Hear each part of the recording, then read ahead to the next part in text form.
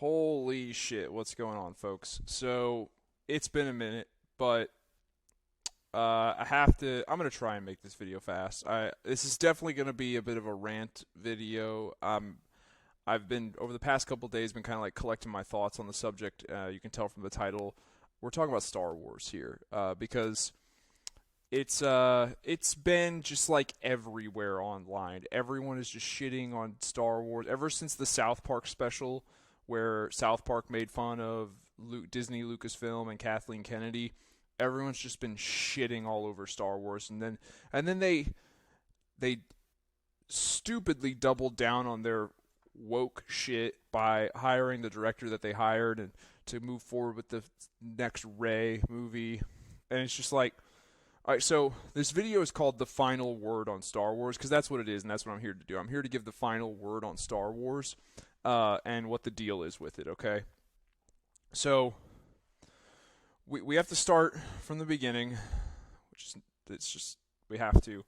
And we have to discuss what went wrong, and then we can talk about how that can be fixed, okay? So, what went wrong? What went wrong is there were people in charge. Obviously, we know Kathleen Kennedy is one of them, but she's not solely to blame. There were people in charge who have what I'm going to call they have a very feminine concept of fun and recreation. Okay? I'm going to explain what that is. All right? There was a study done in the past. Like, don't quote me on the study. I myself am getting this information secondhand. Okay, so it's like, it's word of this study that was done by I think it was by a toy company, has been passed down from person to person until it gets to me.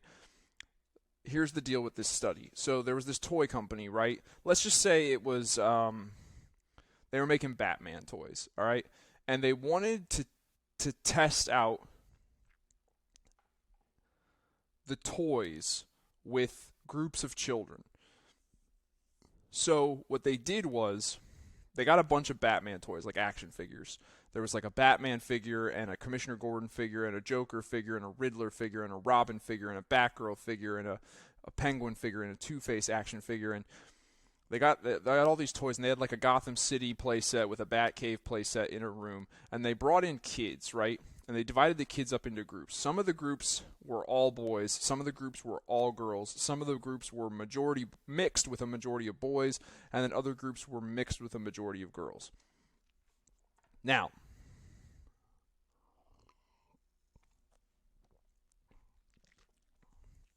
prior to putting the groups of kids in the rooms with these like action figures and these play sets to watch how they played with them, they gave the kids a presentation explaining the characters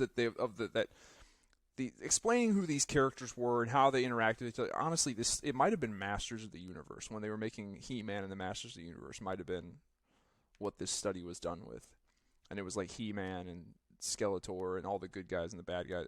Whatever. We'll keep on with the. We'll switch it. We're going to use the He-Man and the Masters of the Universe example. No. We're going to stick with Batman, okay? So they got the Batman, all the Batman action figures, the good guys and the bad guys. They got the play sets. And before they put the kids in the rooms to play and watch how they play and study them, they gave the kids a presentation on who these characters were, how they were related to one another, how they normally interact within the narrative context of Batman, how these characters interact with each other. These guys fight these guys. This guy likes this person. These two are friends. These are not. They were given an entire presentation that explained the rundown and the backstory about Batman and Gotham City and the heroes and the villains and everything. And then they were put into the room and they were allowed to play. What they noticed was in the groups of children that were all boys or majority boys, the groups of children played with the Batman toys in line with how the presentation had described to them they should be played with. They had Batman and Robin racing down the Batmobile to meet with racing down in the Batmobile down the street to meet with Commissioner Gordon on top of the police department.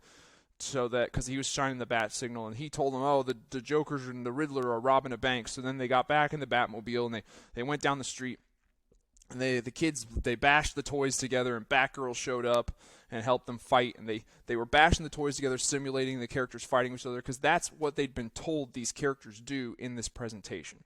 That was in the groups that were all boys or majority boys.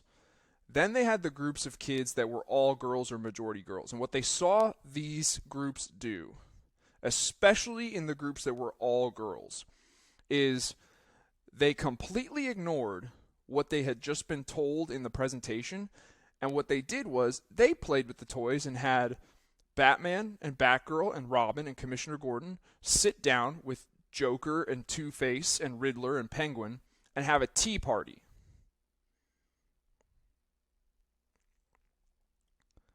Within the narrative context of Batman, it makes zero fucking sense for all these characters to be sitting down having a tea party together. Excuse me. But this is what they learned through this study. The masculine style of play and fun and recreation wants some kind of order and structure framing their fun. They want some kind of rules to abide by. They want some kind of parameters to play within. The feminine way of play is, we don't give a fuck if how we're playing and having fun makes a lick of sense. All we care about is whether or not we are enjoying it. We don't care if it makes no sense for Batman and the Joker to have a tea party together. We don't care if that makes any sense at all. All we care about is that what I want to do? Yes. Will I enjoy doing it? Yes. Boom, I'm doing it. Boom, I'm doing it. Will it be fun for me? Yes. Does it make sense? No. But will it be fun for me? Yes. Okay, then I'm doing it. That's the feminine style of play and fun and recreation. All right? So when you look at the kind of people who have been put in charge of Star Wars in the past, let's look at them. Kathleen Kennedy, Rian Johnson, J.J. Abrams. Do these people seem like masculine type of people to you? No. One of them is a straight-up woman. Kathleen Kennedy's a woman.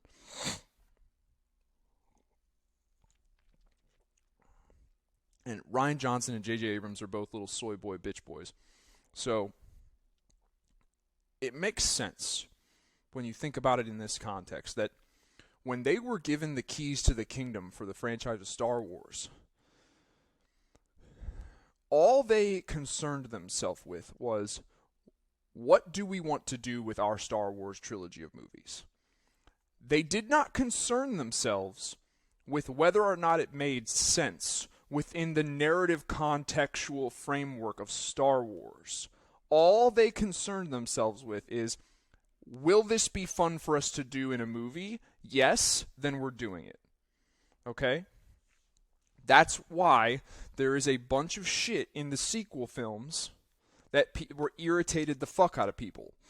Because within the narrative contextual framework of Star Wars and all of the precedents set down for Star Wars in previously released movies and shows and games and books and comics, there's a lot of shit in these new movies that doesn't make sense when compared with those. But once again, you're dealing with creators who don't give a fuck if it makes sense. All they give a fuck about is whether or not it was enjoyable and fun for them to do and make into a movie and then watch on the screen. As long as they had fun making it and had fun watching it, they don't care if it makes sense. It's not about making sense. It's just about whether or not they enjoy it.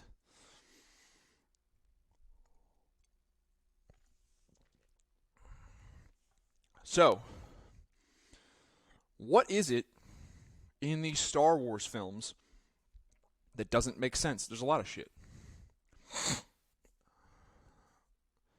People have pointed out a ton of stuff. Why is Rey so unnaturally good with the Force? Just like she's just She's abnormally strong and powerful and intuitive and good at using the Force. This was a complaint very early on. It was one of two. The first film, The Force Awakens, only had two complaints. Some people said it was a little derivative. It felt like they were just repeating A New Hope. Okay, it's the first in a new trilogy. I'm okay if it's a little derivative. I'm okay if it's a little repetitive. We've still got two more movies that we can use to make this its own thing. Excuse me. And then the second complaint, the only other complaint I heard beyond that was Rey seems like a bit of a Mary Sue. Once again, yes, does it seem like she's abnormally just good at everything? Yes, but once again, it's the first of a trilogy, so give it at least another movie. They could always come up with a good explanation as to why she's so good at everything. Now, here's the thing. Within the narrative contextual framework of Star Wars, based on everything that has been set down as a precedent within the Star Wars lore and canon, there are only two reasons available to you as a storyteller to explain why someone is abnormally strong and good at using the Force. Those two reasons are A, they are a member of Grogu and Yoda's race. If they're not a member of that race, then the only other reason that someone would be as abnormally good and strong at using the Force as Rey was is if they were a direct descendant of Anakin Skywalker, because it has been established in Star Wars lore, Anakin Skywalker was the chosen one. He was born of the Force. He was the Force made flesh. He did not have a human biological father. He was born of the Force. He was the Force made human. That's why he's so strong with it. And it makes sense that his direct bloodline descendants would also be abnormally strong and powerful and good at using the Force. So, those are your two reasons. Direct descendant of Anakin Skywalker, member of Yoda's race. Rey is neither. So it makes no sense for her to be as good and powerful with the Force as she is. And as good at using a lightsaber against other Force wielders as she is. No real training, no formal training, no Jedi training. She's just good at it. If she was a direct descendant of Anakin Skywalker, then I could get behind it. Because then there is a lore-accurate, canon-accurate reason for her to be that good with the Force. But they didn't do that. Why? There's a lot of reasons. You can blame feminism. Oh, that would tie her to Anakin, and it would basically be like the only reason she's strong is because Anakin was strong, and Anakin's a male, down with the patriarchy and all that. Maybe that was the thing. Based on who they just fucking hired to direct the next Rey Star Wars movie, I'd say it's a pretty solid guess. But I will be fair and honest, we don't know for sure. We don't know why these people made the choices that they made beyond what I've already said, which was they made them because it was enjoyable and fun for them to make these choices. They made these choices because they wanted to and they would enjoy it. And they did not, whether or not it made sense, did not factor into the decision-making process at all. It didn't. They made these movies with the feminine mindset of play and recreation and fun, which is fuck making sense. It's just all about whether or not it's fun and enjoyable. So, the Rey thing. The other one, Luke's character. First of all, it would have been bad enough if they had... It would have been bad enough if the only problem with Luke in the sequel trilogy was the amount of screen time he got, which was not enough at all. That would have been a problem enough. But then on top of that, during his screen time, his minimal screen time he got, they made him into such a whiny, sappy, soppy little soy boy, bitch boy that they made his character unlikable. Why did they do that? Well, it's very easy. This one's easy to understand why. These movies were definitely made from the perspective of, these are Rey's movies. It's her time now. This is her story. And they all knew, everyone involved in making these films knew, that if Luke is in these films and he is strong and he is powerful and he is wise and he is out there whooping ass, no one is going to give a fuck about Rey anymore. The minute Luke steps on screen, and he's good old Luke, and he's awesome, and he's whooping ass, instantly no one gives a fuck about Rey anymore. Except the females who are like, I want a female Jedi. Okay, there she is. There she is. There's Rey. She's doing. And here's the thing. That's not me saying that like Rey they would have had to make Rey suck. They don't have to. They could make Rey. They could have made Rey be a direct descendant of Anakin Skywalker, and they could have made Luke have a pivotal, important, badass role in these films, and it would have been fine. But the point is, Luke being awesome in these films would have completely stolen the entire spotlight away from Rey.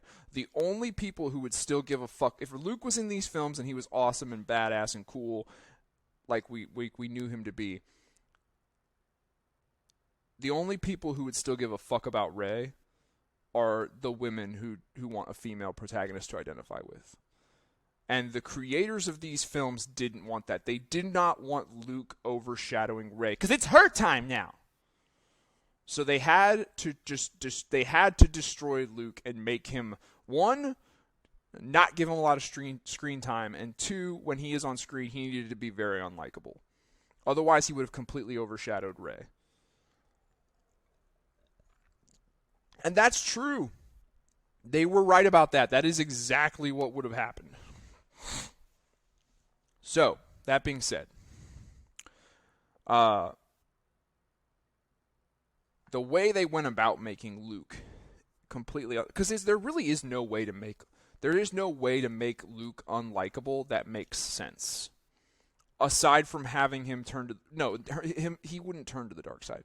Like, I know he did that in the Legends canon, but it was a ploy. He did that because he came to the realization that he was only going to be able to truly defeat Sidious at the returned Sidious and the Sith from within their own ranks. So that's why he did it. But the point is, there's really no way to make Luke unlikable that makes sense within the narrative contextual framework of Star Wars canon. There's no way to make Luke unlikable within that framework that makes sense within that framework. The only way you can make Luke unlikable is if you abandon making sense, which is what they did.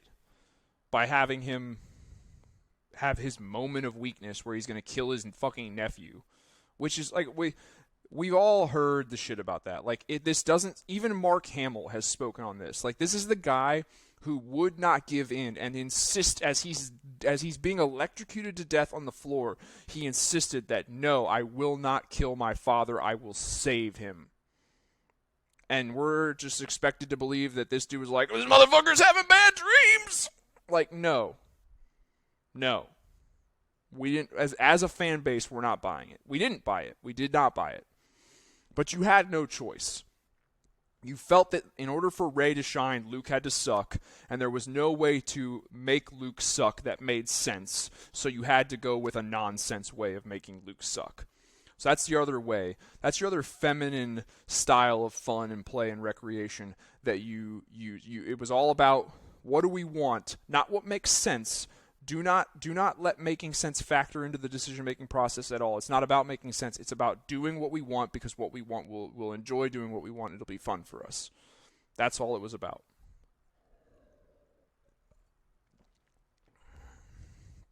So there was that. There's a couple of other, like, those are the two big ones. Rey's bullshit. Making up random force powers that have no precedent in Star Wars canon and lore. Like, the biggest one for me, like, the healing one, that's a pretty big one. Like, we're expected to believe that no Jedi has, because we haven't seen this in any of the Knights of the Old Republic games, Old Republic comics, Knights of the Old Republic comics, Old Republic novels. original trilogy, prequels, we haven't seen this healing ability ever. And we're expected to believe that no one before Rey discovered how to do this. All right? No. I could have maybe bought it if, like we said before, if it was like Rey is a direct descendant of Anakin Skywalker. Then I could just maybe get on board with the idea that she's discovering new shit. But she is just... Her being the granddaughter of Palpatine is nothing special. It's nothing. Palpatine is a normal Force user of the dark side. The only reason he is so powerful is because of the rule of two, where the power of the dark side, all of it, is concentrated in only two people, with him being the master. That's why it has nothing to do with him just innately having some kind of grand power. It doesn't. It's just he is one of only two people. Sometimes during the story he was the only one, like between Darth Maul and Darth Tyrannus, and then between Darth Tyrannus and turning Anakin, he was the only Force user in the galaxy tapping into the dark side. The only fucking one. So when you're the only one tapping into this giant source of power, of course you're going to be powerful. But Palpatine, there was nothing special about Palpatine in his like his bloodline. So Rey being Palpatine's daughter doesn't mean dick. So we're expected to believe that she figured out this random new Force power when Yoda, who does have a canon reason for being abnormally strong and proficient with the Force, and has been studying and practicing with the Force for 900 years, that dude didn't figure out the healing ability, but Rey did. No. Once again, it's the same thing that I've been saying. I'm beating a dead horse. I'm like a broken record here. It wasn't about making sense. It was just about doing what they want because they would enjoy it. It was the feminine way. It was the feminine form of fun and recreation and play. So it was fun for them to do it. That's all they consider. It's like, do we want to see this in our movie? Yes, great. Put it in there. It's like, believe it or not, the Fast and Furious movies, for how like masculine they may seem, they are very feminine in how they're made. Because the people behind those films just go, okay, what do we want to see in this movie? We want to see a car chase on the moon. Okay, is there any way that we can do a car chase on the moon in this movie and have it make fucking sense? No, zero. There's no way we could have it make sense at all. But we want to see it. We want it in the movie, and on the sole basis of we want it, we're doing it. That's feminine. That's the feminine way. That's feminine enjoyment, feminine fun, feminine recreation. The masculine form of fun and recreation involves structure and order and rules. And shit has to make sense. All right, so the Force abilities. The other one was like when she passed the lightsaber to Kylo Ren through the Force. Where the fuck did that come from? That was retarded. That was lame as hell. And then another thing is the last piece of evidence I'm going to give for how like it wasn't about making sense. It was just about doing what they wanted. Lightsabers not being deadly ass weapons. People getting stabbed in the torso with a lightsaber and not dying, when that's exactly how Qui-Gon Jinn was killed. And many other people within previously set down pieces of Star Wars canon. So, yeah. That's the problem. That's the problem. That's not the problem. That's what led to the sequel trilogy sucking major sweaty balls. That's what led to the sequel. All of that in a nutshell that I just mentioned. The fact that they made these films solely based on hey, what do we want in our movie? What do we want?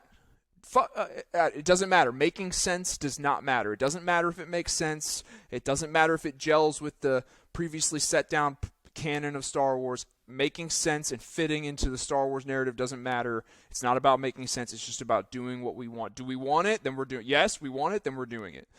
That's what led to the sequel trilogy being a raging dumpster fire of ass. Now, the sequel trilogy being a raging dumpster fire of ass, that is, the fact that it does suck is the ultimate problem as to why Star Wars is ruined.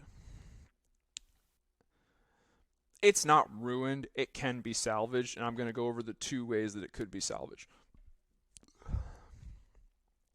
1, Disney Lucasfilm. Go prior to Episode 1, The Phantom Menace. Do that. And honestly, if you want to do something with the sole, maybe not the sole purpose of winning back old fans, but like if you want to do something where part of the reason you're doing it, a good part of the reason you're doing it, is to win back fans, take the storyline of the entire. Start with the Knights of the Old Republic. Start with that game. And then get into Knights of the Old Republic 2, and then get into the Old Republic, the MMORPG game. All right, get it, MMORPG. Get into that. Take that whole narrative, everything from what is called the Old Republic, whether it be a storyline from the Knights of the Old Republic games or the Old Republic MMORPG. Take all of that narrative, all of that story, and adapt it into a TV show with the same level of budget and special effects as The Mandalorian, and adapt it faithfully. Don't take liberties. Don't tweak and change shit. Adapt it faithfully, and you will get back every single Star Wars fan you've ever lost. If you gave us the story, the entire story of the Star Wars The Old Republic MMO game in a television show with Revan and Valkorion, also Vitiate, and I think it's not Satil. Is it Satil, Sean? It's not Bastila. Bastila is in Knights of the Old Republic. Regardless, if you gave us that story and that narrative from those games in that era of Star Wars, and you adapted it faithfully, you would win back every single Star Wars fan you've ever lost. All right? So that's one option, is to go prior to Episode 1. You could also start trying to adapt your High Republic shit into TV shows and movies, but here's the deal with your High Republic shit. It's lame as fuck. And it's lame as fuck because it doesn't have good villains, and it doesn't have good villains because there's no Sith.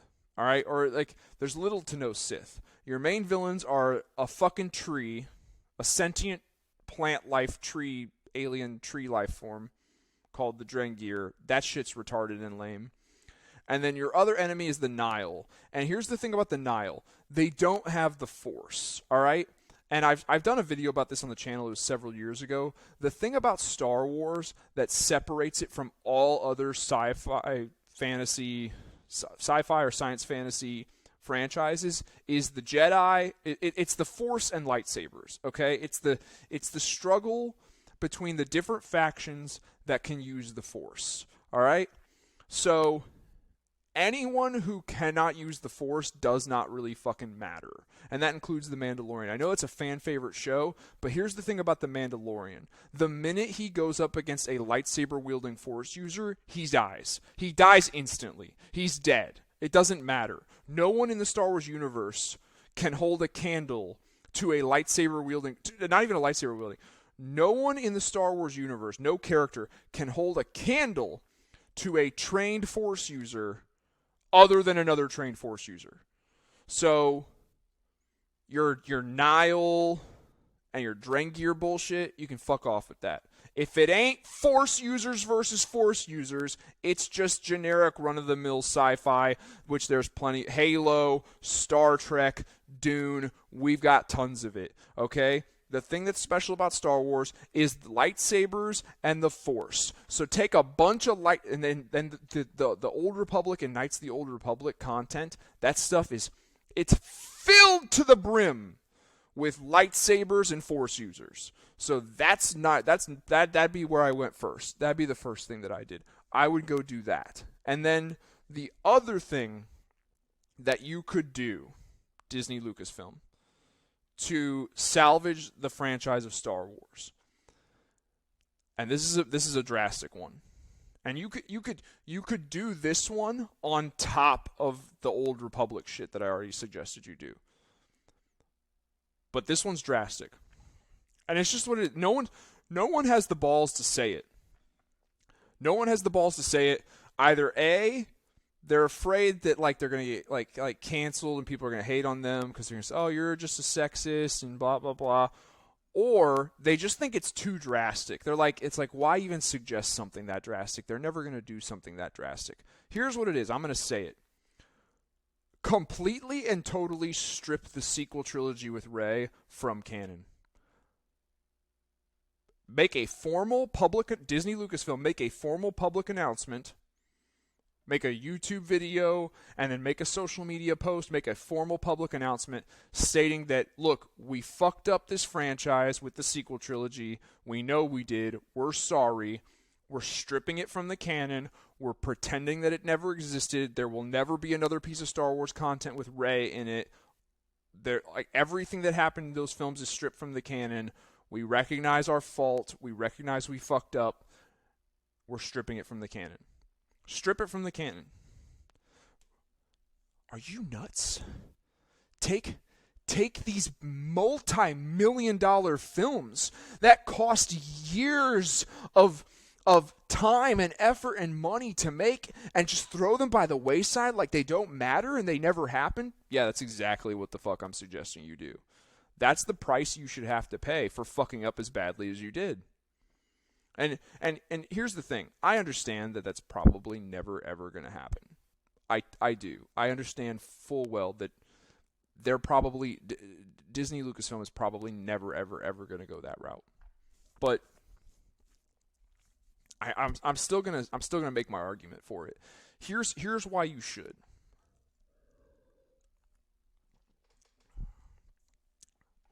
Imagine you are in charge of designing a new ride.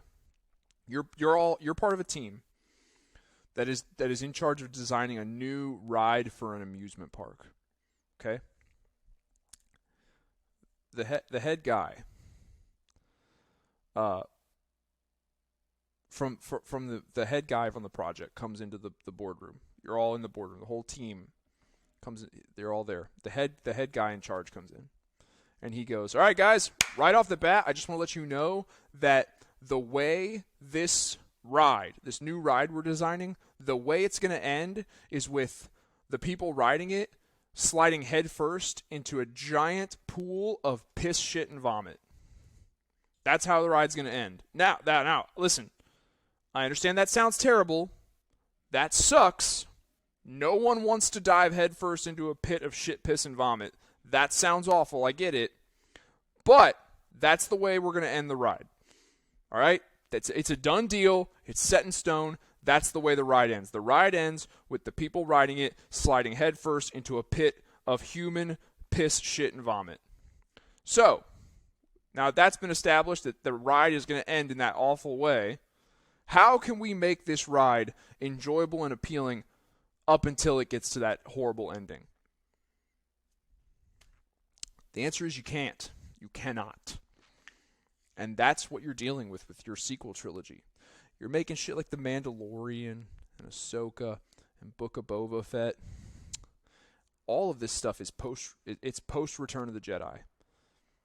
But here's the thing. Like the most success you ever got was like seasons 1 and 2 of Mandalorian. But after season 3, I think people are even kind of over that. And they're kind of disillusioned with even that. Because as good as that show may or may not be, I understand people have varying opinions on it, but as good as that show may or may not be, everything you make Disney Lucasfilm that takes place after Return of the Jedi, it's like that amusement park ride I just mentioned. You can make the ride up until the ending as fun and enjoyable as you want. But if people know ahead of time that it's no matter how fun it is, it's going to have a horrible ass ending. It's all building to something absolutely shitty as fuck. What's the point? I don't care what you put in the amusement park ride prior to the ending of Piss, Shit, and Vomit. I don't care how hard you try to but dude, there's so many loops and spins and turns, and like you go through this cool tunnel where there's this cool visuals and shit, and there's like fireworks and these special effects. I don't care what. If the moment you've told me that it's going to end with me sliding head first into a vat of piss, shit, and vomit, I don't care how enjoyable the ride may or may not be prior to that, I'm not getting on the fucking ride. Because you've made it clear to me already. I know that it's all for nothing. It all amounts to nothing. It all amounts to just a shitty ass ending. Doesn't matter how fun the ride is up until that shitty ass ending. The shitty ass ending is so fucking shitty, I'm not getting on the ride. I'm not. You fuck off. Fuck off with your bullshit. That's what you're working with Star Wars right now. You're trying to sell people tickets to go on this ride, but the ride, everyone knows that the ride ends shitty. You're basically like, yeah, but we've got all this cool stuff that takes place along the way prior to the shitty end. Like, yeah, the ending sucks. It's fucking terrible. But up until that point, look at all this cool shit. No. Not doing it. No. There's no point. If all it's leading to is that shitty of an ending, then no. I'm sorry.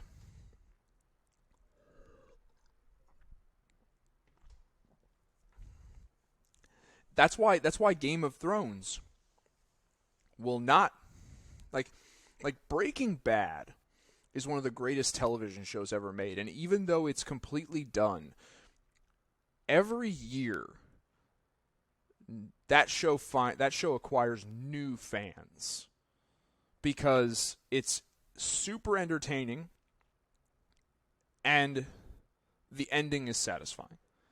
Game of Thrones is not going to enjoy the same kind of longevity that Breaking Bad enjoys. There will come a day where there's just no more new fans of Game of Thrones. That day might have already come. Like, who out there is just now getting into Game of Thrones? Like, and if you are, who recommended it to you? Did they tell you ahead of time that the ending sucks major dick? The person who recommended the show to you, like, are you aware, if you're just now getting into Game of Thrones, the show, are you aware that the ending, the entire last 6 episodes, the final 6 episode season, are you aware that it sucks major asshole? Are you? Because it does. And you still want to go through the trouble of watching the whole show, knowing that it's going to amount to just a pile of dog shit in the end? Why? Go find a better show. There's so much content out there. Go find a better show. And that's ultimately what's happening with Star Wars. Like, we're seeing people reach out and like search for alternatives. And the biggest one in coming up, it's been building for a little while now, and it's really ramping up, and that's Warhammer 40,000. If Henry Cavill's Amazon show is a success, Warhammer 40,000 is going to replace Star Wars. It will. So, yeah. But I think I've made my point. That's the final word on Star Wars. The final word on Star Wars is, to sum it all up, a bunch of people were put in charge of making a sequel Star Wars trilogy. Those people did not factor... They did not take...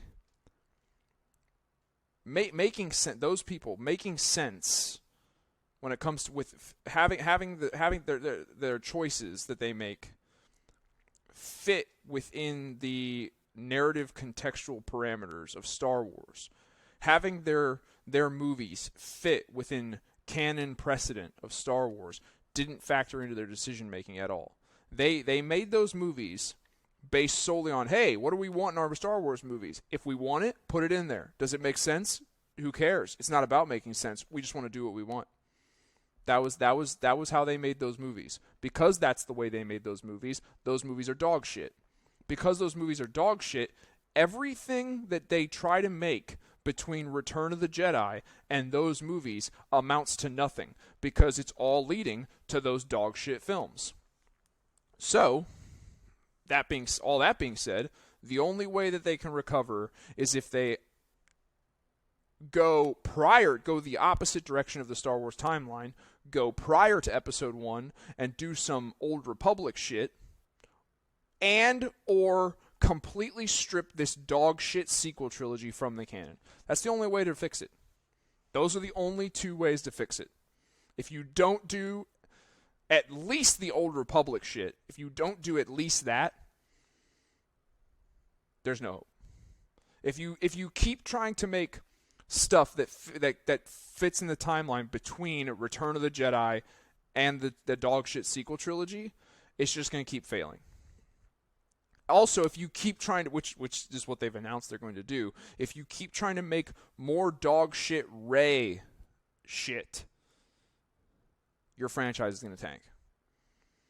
You have to admit that you fucked up. You have to. The fan base and the mass public is not going to forgive you and give you another shot unless you admit that you fucked up. That's the way this works. And like the real head honcho people over at Disney, like Bob Iger and shit, find your fucking balls. Go up to Kathleen Kennedy, look her right in the eyes, and be like, listen, what the fuck you did with the sequel trilogy didn't work. The mass majority of people fucking hated it. Fuck you, you're fired. We're going back to making shit that fits within the narrative contextual parameters and canon of Star Wars lore that has been set down as precedent. We're going back to that. Fuck you, you're fired. That's what you need to do, Bob Iger. Find your fucking balls. All right? Stop worrying about whether or not you're going to get canceled or people are going to call you a sexist. Stop worrying about that shit. Because we're not the Star Wars fan. If you did that, if you fired Kathleen Kennedy's dumb ass and you said, I'm putting fucking, it can be Dave Filoni. That's fine. Well, I wouldn't date Dave Filoni. But I don't know who should direct it or be in charge of it. But if you fire Kathleen Kennedy's dumb ass and then you announce that you're going to do a faithful adaptation of the Old Republic storylines, you will get the fan base. No one's going to, the overwhelming majority of the Star Wars fandom and fan base is going to applaud you if you do that. We're not going to call you a sexist, and we're not going to try and cancel you. We're going to go. We're going to give you the slow clap. So, Bob Iger, find your balls and get this shit taken care of. But anyway, I've ranted long enough. I've just been seeing so much. It's like every video that comes across my YouTube feed is talking about like the how Star Wars is put a chick in it and make her gay, and it's go woke, go broke, and it's just so much talking about it. And I'm like, are these people really not getting? Was the South Park special not clear enough? And the response to the South Park, people loved it. People loved that special. They thought everything they said about Kathleen Kennedy was right. Everyone thought it was spot fucking on. And it's not clear. The message isn't clear. Clearly it's not, because everyone is on YouTube talking about how they're still fucking up. Apparently, not only are they going to make more movies about Rey, but they have hired a director to direct those films. It's a female director, and prior to this, her only filmmaking experience has been making documentaries about feminism in the Middle East. What the good goddamn fuck does that have to do with Star Wars? The answer is nothing. Because like I said, it's not about making sense. It's not about making sense. It's just about getting to do what you want. All right? Does it make sense for Batman and the Joker to have a tea party? No. But the dumb bitches wanted, that's what they wanted to, that's how they wanted to play with the toys. So they did it. It wasn't about making sense. It was just about getting to do what you want. The fans want it to make sense within the contextual framework of Star Wars lore. We want it to make sense. So put someone in charge who gives a fuck about lore and canon. That's all we want. Anyway, that's my rant on that. That's the final word on Star Wars. Let me know what you guys think. If you stuck through this entire 45-minute video, thank you. I really appreciate it. I know it was probably a struggle, but I hope it was entertaining for you. If you liked the video, please check out some of my other videos. Most of my content is similar to this, but some videos are shorter. And yeah, other than that, hit that like button maybe. It really helps out the channel. If you want to help out the channel even further, subscribe. Check out some of my other videos and subscribe. Other than that, I'll talk to you guys later.